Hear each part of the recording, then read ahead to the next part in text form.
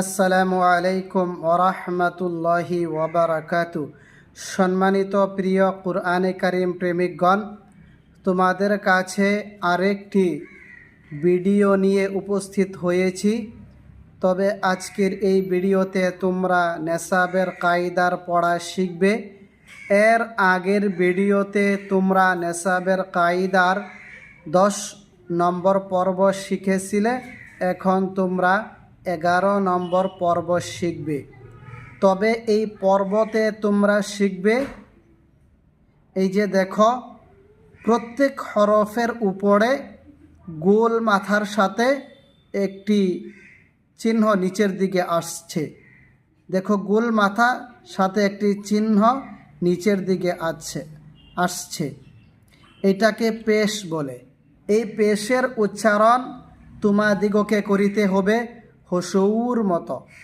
তার মানে যেরকম তোমরা বাংলায় পড়ো রত হসৌকার রু, তেমনি হামজা পেশ উ মানে হসৌকার হবে সবগুলো।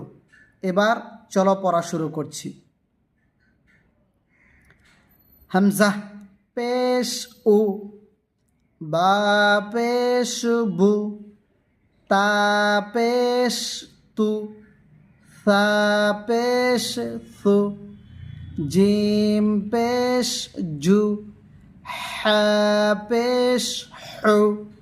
গলার মধ্যস্থল থেকে আদায় করিবে। হা পেশ হু, খ পেশ খু, দাল পেশ দু, দাল পেশ দু। জিহ্বার আগা সামনের দাঁতের আগা হইতে আদায় করিবে।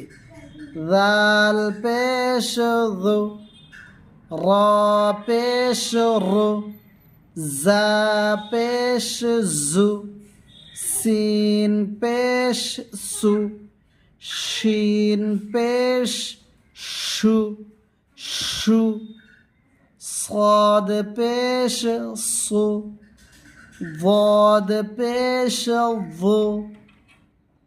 জিহ্বার সাইড উপরের দাঁতের গোড়া হইতে আদায় হবে, তবে বাই দিক হইতে আদায় করিলে বেশি ভালো। বদ পেশ ভু, ত পেশ তু, ভ পেশ ভু, আইন পেশ উ, গাইন পেশ গু, ফা পেশ ফু, কফ পেশ কু, কাফ পেশ কু, লাম পেশ লু, মিম পেশ মু, নুন পেশ নু, ওয়াও পেশ উ। দুই ঠোঁট গুল করে, যেমন ওয়াও পেশ উ, হা পেশ হু, ইয়া পেশ ইউ,